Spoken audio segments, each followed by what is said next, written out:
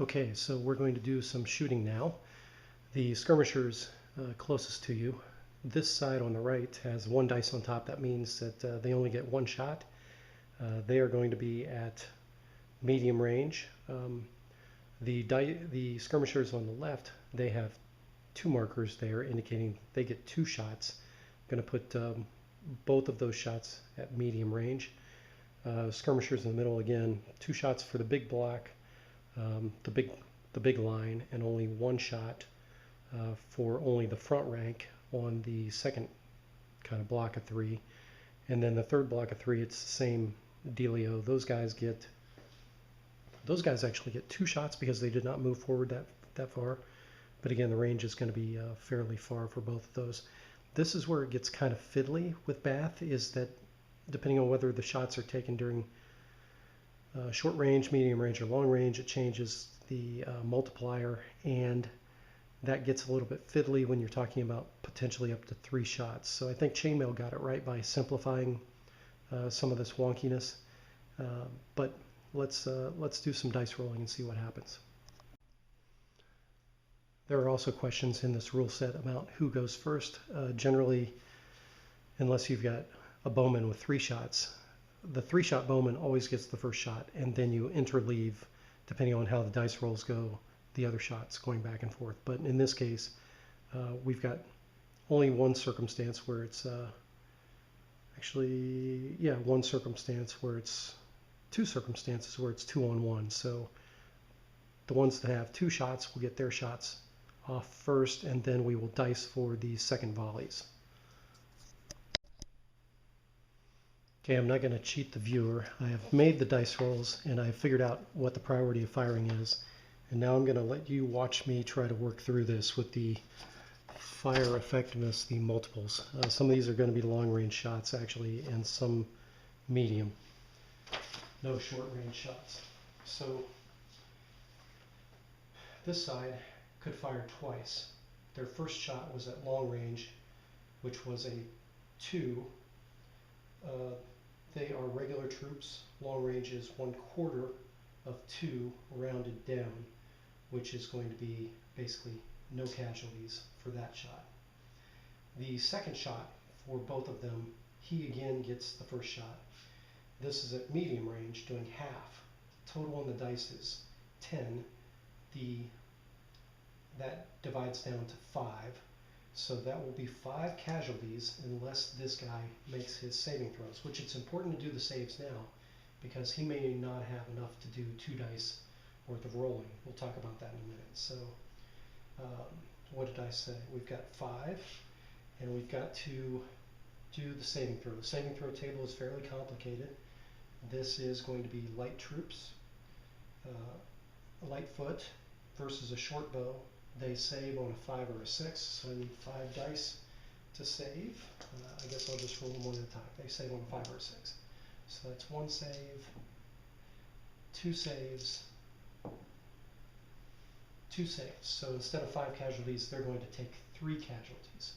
So actually I'm going to make this a casualty marker. So if they take 3 casualties, they had 8 units, which was enough to get 2 dice, because if you've got a remainder of 3 or 4, you get a dice. If you've got a remainder of 1 or 2, you don't. But if I take away 3 casualties from 8, that leaves these guys with 5 exactly. They only get their first dice, which in this case is a 6. Okay. So that was their second round of firing. So we're taking away 3 of these blocks. I'm going to take them from the front. And then we are going to adjudicate this one, which is 6. 6 at medium range, again, is half. So that's 3 casualties. These guys are light troops, so they save on a 5 or a 6. I'm rolling 3 dice. They save 2, so they take 1 casualty. We're going to just take 1 out of the middle here. Boom. So that's it. I'm going to run down the rest of these now that you've seen kind of the process that goes on. I'm resolving this combat first. These guys got their first shot at long range. They rolled a 5, long range with a short bow, regular troops, that's a quarter of 5, so that's only 1 casualty. That can be saved if I roll a 5 or a, well, in this case 1 casualty. It can be saved with a roll a 5 or roll a 6, so no casualty for the first shot. They get the second shot first as well. They rolled 2, which is basically another nothing burger. These guys got a shot with 6 showing on the dice. That would have been at, I'm going to say medium range, so half of 6 is 3, so these guys can save if they roll 5 or 6. None of them save, so they are going to lose 3. Let's take out 1, 2, 3, just to show the gaps in the line. Clean up our table as we go along. So let's see. So this stuff I need because I'm keeping track of who had casualties. That goes over there. This goes in the bag. This goes in the bag. These go on this side as casualties. So far, we've got 4 casualties on the English side and 3 casualties on the French side. And then the final roll is going to be over here. These are, let's see, these are, they got 2 shots, so they go first, but then they'll get their second shot, then they'll get the final volley. So first shot over here was an 8. An 8 divided by, that is definitely medium range. We're going to say half, so that's 4 potential casualties. Are any of those saved? Ha! Look at this. 6, 6, 5.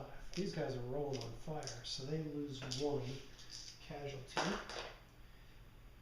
Next, they get to shoot. Did this alter the number of dice they get to roll? So they had 2 dice that they were rolling. They have 12. Now they're down to 11 divided by 5. Still 2 dice that they're rolling with a remainder of 1. So no, that doesn't change anything there. Did I? Oh, that's the one I just removed. Okay. Yeah, so they get to shoot those 2. They get a 9 divided by, let's say, medium range. So that's going to be a 4 rounding down. So these guys have to make a saving throw to save their 4 men. They did not save anything, of course. So they've taken 1 of their shots.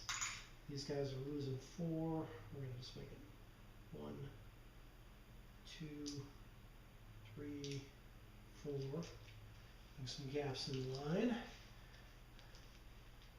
And then these guys take their final shot. They are down 4 though. Let me think about this. So they actually have 1, 2, 3, 4, 5, 6, 7, 8. They have 2 dice, so they get 1 per 5 man. So they get 1 with a remainder of 3.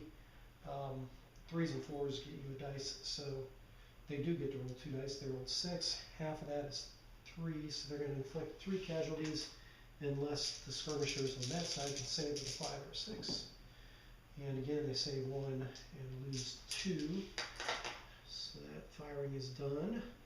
That's done, and these guys lose 2 more. We're going to take them off of here just to keep it kind of even Steven. So at the end of the final tally is that 6 skirmishers were lost on the French side and 8 skirmishers were lost on the English side.